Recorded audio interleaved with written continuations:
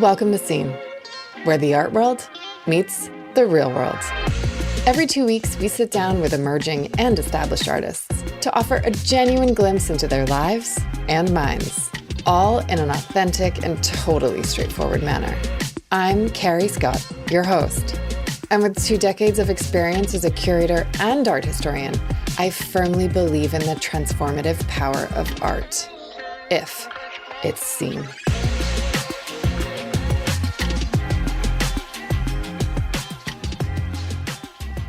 Have you seen Susan Chen's work? It's vibrant and oh, so political. And I was expecting, wrongly so, this super loud, heavy-hitting personality to be as bold as her work is, and she's just not. This is an artist who leaves every bit of her emotion and every bit of her political hopes and dreams and agendas in her work. And I think that is extraordinary. Her pieces are like vibrant patchworks of different individuals, different portraits. They are a powerful statement on unity and the importance of every unique story, and completely tied up in women's rights. It's remarkable. And our conversation was awesome and is all about not just reading a book by its cover.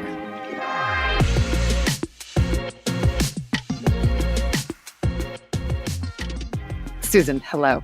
Hello. I'm so excited to talk to you. And so excited to discover your work really, really recently. And I think I probably want to start there and start with the show that's up right now at Rachel Effner in New York. Do you want to maybe just tell us what that show is and what it's about? Yeah. You've caught me at a time where there's 2 weeks left of the show, so time has flown by really fast. And I made these 6 large paintings, and in the front room, a bunch of new ceramics. So it was definitely an intense year of work to make. A lot of fun. I always knew I could do large paintings, but this was great to be able to do them back to back in almost like a marathon style. But I think a lot of this work sort of started right after all the legal changes to Roe v. Wade in the country.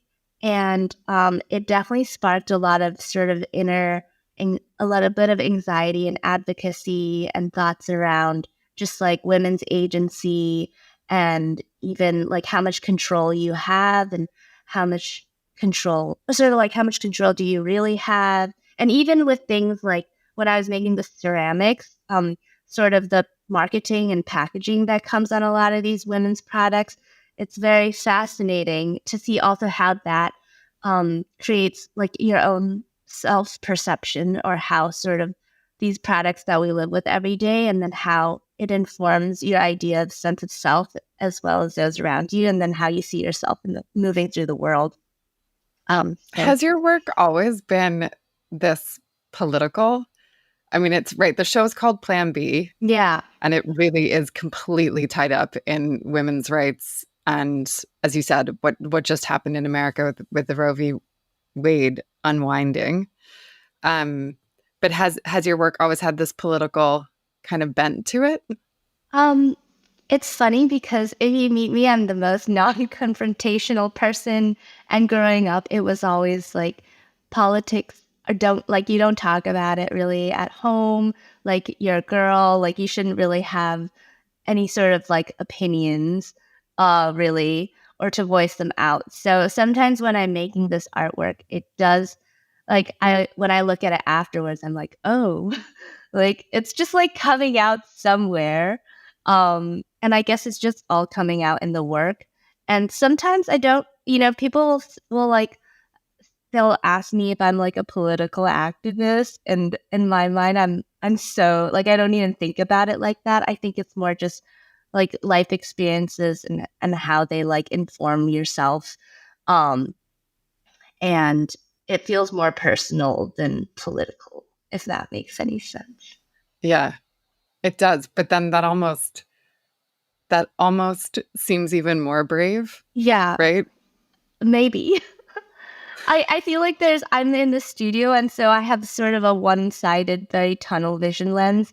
So it's nice when you get the work out there and everyone has very different perceptions too, also because the news is like fed into it and it changes. I mean, not that it changes the way the work is seen, but it does get read differently than maybe in my mind.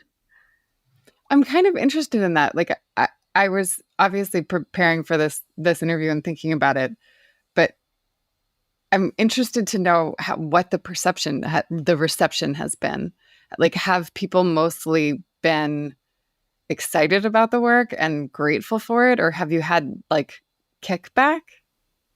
Yeah, I think it's there's definitely like generational viewpoint differences. I feel like a slightly older crowd will advise the young artists like myself to, you know, be like careful that you're not making work that's too political. You may sort of what's the word? Like you might lose collectors from it. Um, and it maybe, they're like, be careful.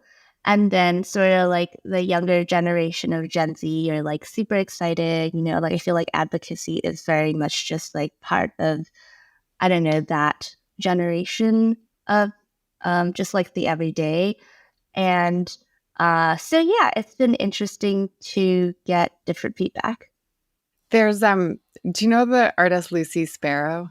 I've definitely heard of her. Yeah. She did during COVID. She turned Lindsay Ingram Gallery, which is a gallery here in London in Mayfair, into a pharmacy. So the entire thing, she had kind of nurses, it was the gallery staff, but they were there to help, and you could pick up your prescription and you could pick up your things. And she makes these felt objects. This is a very long-winded way of saying, when I first saw the ceramic Purell bottles that you'd done, I felt that there was a relationship with taking like a commonplace object that we see with Lucy's work. And Lucy has like Tampax and, you could buy, I mean, anything you buy in a pharmacy, you could buy from her show. And I have, and this is an anecdote is going on way too far, but I have one at like, I took a bunch of these felt sculptures that are life size and put them in our downstairs bathroom. And it's the most talked about work in our house. And my children talk about it the most. And there's two Tampax. There's some like kids products. I think I have baby shampoo and something else like Johnson's and Johnson's. But it's interesting to me that because it's speaking in a language that like my kids understand, and that maybe friends who aren't into art, right, they can talk about it. And so I was really interested with your Purell bottles. I was thinking, I think that this is a way to maybe not alienate those people who might not want to engage with the political subject matter that you have in the work, right? That anyone can go in and look at the Purell, and obviously Pearl's been everywhere recently because of COVID. So it was almost like I saw it as a bit of bait, and it was really, really clever. And I guess I'm wondering if you see it that way. Yeah, no, I do feel like Purell is maybe in some ways like societal portraiture, or at one point it was like our best friend, or maybe possibly even someone that we knew better than we knew ourselves. And then the pandemic happened, and then we really had to go through this internal reckoning with like just like, and then you come out of it maybe knowing yourself a little better. I mean, I wonder if I'm like projecting, or maybe, a lot of people like went through divorces and quit their job after the pandemic. So maybe not. But I do feel like it's a very accessible, like everyone had a relationship to it at one point. And so in that sense, there is like a little bit of an accessibility to it. But I do feel like with art, it's like it can be, I think sometimes when you like are reading the news, or even like words, people's reactions to really sensitive topics can be, it could trigger like like an anger, or it's like not that it's like black and white, but I feel like art has this cool way of being a punching bag. Like it kind of absorbs some of that. It's so true. Um, how did you get into art in the first place? Oh, um, like like as a child or as just in the Sure. beginning. I didn't actually take my first oil painting class until junior year of college. And it actually happened right after I saw this David Hockney retrospective at the Bilbao Guggenheim in Spain. So, and then I became obsessed. Um, so then, I mean, I was like looking back at it the other day, but I've been able to work in the studio 6 days a week pretty consistently since 2017. So I'm like, I don't know how that, like, time really flies. But the work does get better if you stay in there. Yeah, well, it's practice, right? And Yeah. it needs to, like in the truest sense of the word, it is a practice. Um, so the more you do it, the more, uh, yeah, the more, of course, you're going to get better. But you've risen quite quick, like to big success, right? Or it seems on paper that there have been some amazing accolades. I mean, in 22, Forbes named you under 30. Um, Artsy has listed you. You've got an MFA from Columbia. This is not like a hobby. Yeah, yeah. No, definitely not a hobby. It feels like a professional sport sometimes. And like there are nights where I'm like wearing a wrist guard and I'm like, maybe this is a bit too much. But I really do love it. I feel like there's perception and reality. And it's like really I feel very lucky, when like a lot of artists work really hard their whole lives and they don't necessarily get recognized. And I do think it is also harder to be a female artist. I just like it, you see it. So I feel very lucky, but I feel like in reality, I'm just like running around in my studio cracks and like, not that I look homeless all the time, but you're just like in your studio clothes. And so, it's like it's not really a grind because I think it's great, but, really like I spend a lot of time alone because you're like in the studio But alone as well. I love that, right? I recently, this has been becoming like a running theme. And when all these interviews air, people are going to be like, oh my God, what a joke. She keeps talking about this. But like, I was with Leonardo Drew in New York about 6 weeks ago, and his body is broken. I mean, because he has put himself in the work for 40 years. Um, and I mean it, like his wrists are gone and his knees are gone. And he jokes and he's like, listen, I did stuff physically for so long. It's just the toll it takes. Yeah. But I do think we so often forget like how physical art making is. No, totally. So it doesn't surprise me that you've got like a wrist splint on at night, Yeah. given you're painting at such scale. Yeah. I mean, I remember when I worked as an artist assistant for a whole year, especially for like a couple of older women artists. A lot of people have carpal tunnel. Um, and also like I remember reading about Faith Ringgold, like why she started working on fabric versus canvas. Canvas is like a really heavy thing to move. And when you go up in scale, it's like with some of the paintings from this current show, it was like lifting them myself wasn't even really possible. Like I had to wait until like a friend was like in the hallway or something that we could like move it together. So there are definitely it is very like physically demanding and you do have to keep your body really healthy. And so like the things that you eat and you're around painting fumes all the time. So you try to like mitigate that through like other ways, even just like having plants in your studio. But yeah, that's why I think it's a professional sport. I like that. It is. I mean, it absolutely is. Why did you decide to go up in scale? Why make bigger paintings? Yeah, I don't know. I mean, I'm kind of maybe a little too idealistic, but I sometimes feel like working large is actually easier than working small. Um, and I especially find like the middle sized canvases, like the 30 by 40 inch, sort of paintings difficult to work on. It's either like you go really small, or you go really large. But I just wanted to know what I could do, if that sounds really strange when I say it Not at all. out. But now I know I can do it, So I wondered if it was because, there's kind of a performative element in your work, right? Well, I guess it's not performative. Well, kind of, right? You met 39 people at Planned Parenthood who you didn't know before. Is that right? well, some of them are friends, and a lot of people I did meet online through like a forum like Planned Parenthood and also these other channels and social media advocacy groups. But yes, a lot of people are strangers and they do show up to the studio. And I sometimes I'm like, I haven't encountered stranger danger yet. So, but I also feel like the people who do sign up for these projects are already community minded or they wouldn't have come in the first place. So yeah, it does feel like a mini short film with like each painting.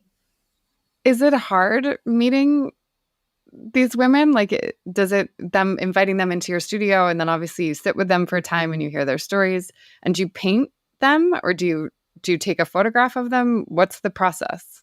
Yeah, so it's weirdly, maybe it's because I'm in New York City and everyone here is pretty adventurous and always looking for new things to do. So I actually got maybe like over 300 emails from people to sit for the paintings. Surprisingly, it is not hard to find people who want to be painted, which is really cool. But no, people come to the studio, they sit for 3 hours, and it sounds like a long time, but the time really flies by in the blink of an eye. And I feel like I've done this a lot already just over the years, but every single time I work with someone, I still get like butterflies and I get really nervous. So, and you never know like how the painting will turn out. Um, and but yeah, no, and usually like people just chat throughout the whole thing, and it's really fun for me to learn about people like from different worlds because like you can be trapped in the art bubble very easily if you wanted to be. So it's cool to learn about like completely random industries. I bet. I think that there's something in your work.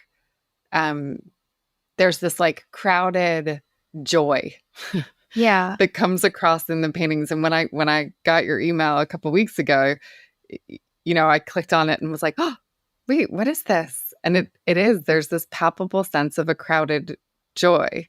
And I think that's really remarkable, that it even comes across in JPEGs, right? I'm sad that I haven't seen the work yet in person. Um, what's your hope with it? Right? Like, you're taking something, as you said, it's deeply personal, but it's also universally political. And we're in this kind of terrifying moment where some women's rights are being reversed. Are you hoping? I mean, I truly, truly believe art does change the world and it can change the world. And that even the smallest act of beginning to paint the subject matter moves us in the right direction. But do you have like you know what, I'd like for my work to get in front of someone who, I don't know, is there kind of a goal? That's a really funny question because I think the other day I was like, I didn't want people to think this is some like feminist chick flick show. Like I was like, it'd be great if like a male writer like wrote about this show. Wouldn't that be awesome? Because it's like it's not just like a one-sided like it's not just like a girl power party. It's like you can't get anything done really unless like the others like another side also understands, especially the people who are in power. That being said, I'm not sure if that has happened, but it's also just like a way to, I don't know, like talk about some things that even like with the Plan B painting, it's not necessarily like about Plan B. It was also just like about a personal experience and how like for a really long time I never talked about it because I felt really bad about it. And then I did this painting with other women who would like midway through also mention that they also like had it, but then like didn't really talk about it to other people either.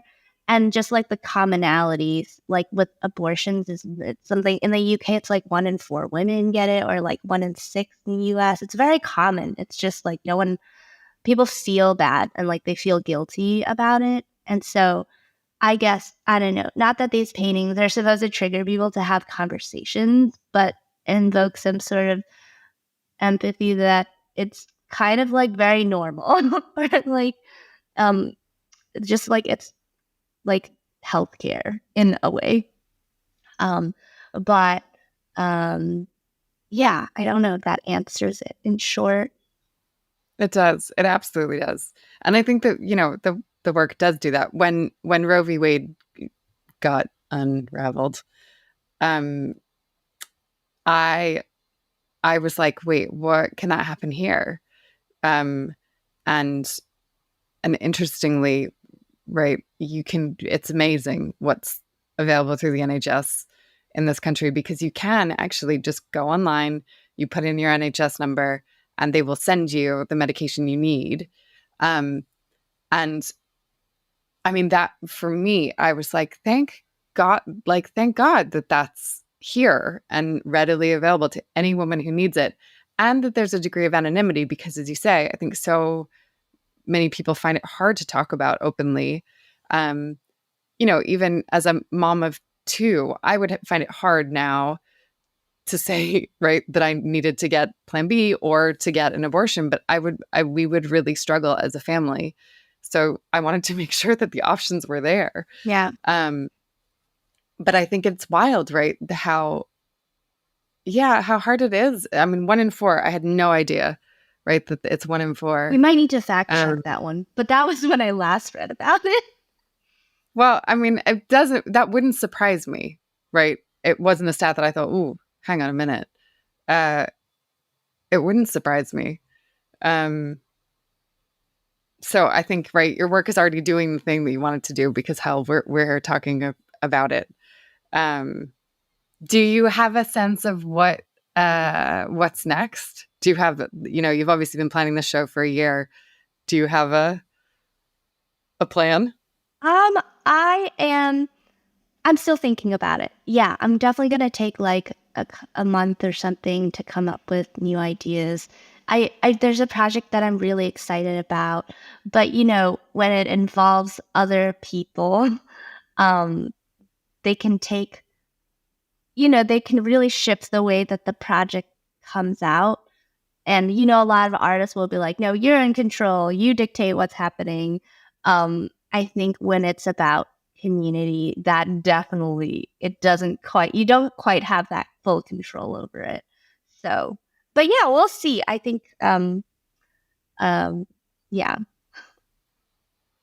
I think, I think it's remarkable. There feels like there's a little bit of a shift coming for women in the art world. I don't know if you've heard here, there's been this remarkable show called Women in Revolt, which was on at the Tate.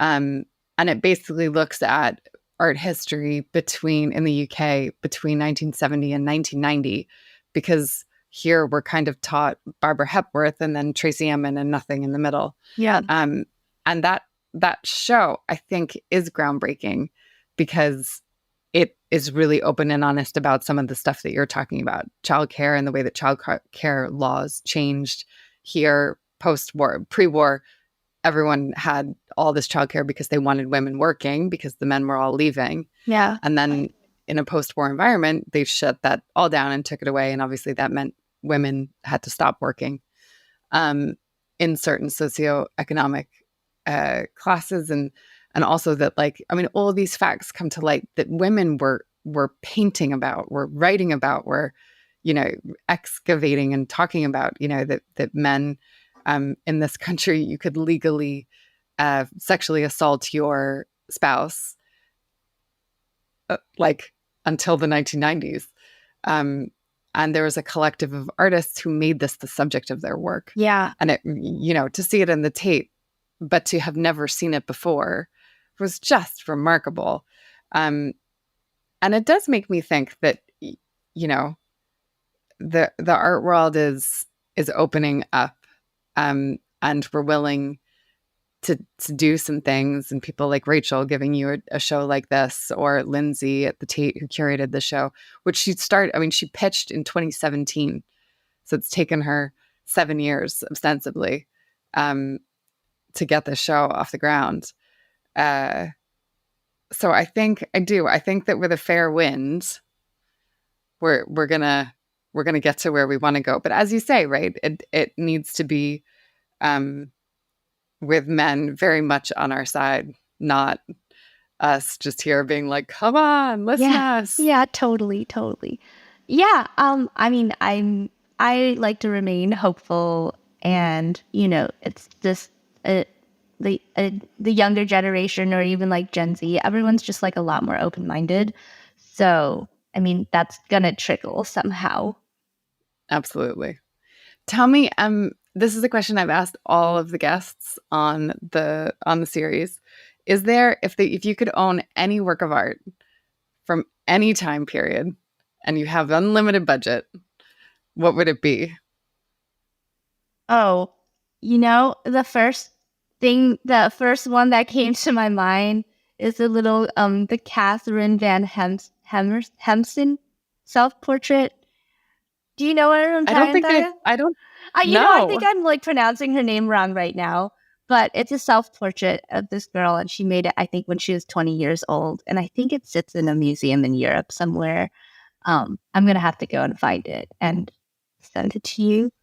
Yeah, will you send it to me after? Yeah, and she painted herself, and it's small, and she was only able to do that because her dad was a painter. Because like you couldn't learn how to paint then unless it was basically your dad teaching you how to do it.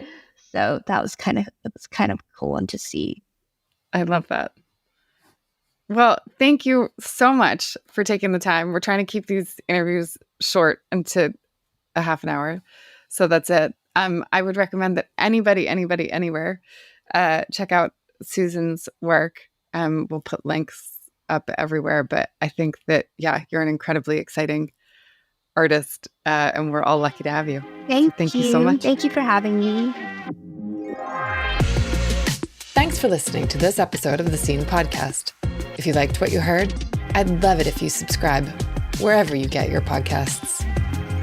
And if you want to connect with us between episodes, follow us on Instagram at WatchSceneArt. I'm Carrie Scott, and I'll see you next time. Get it?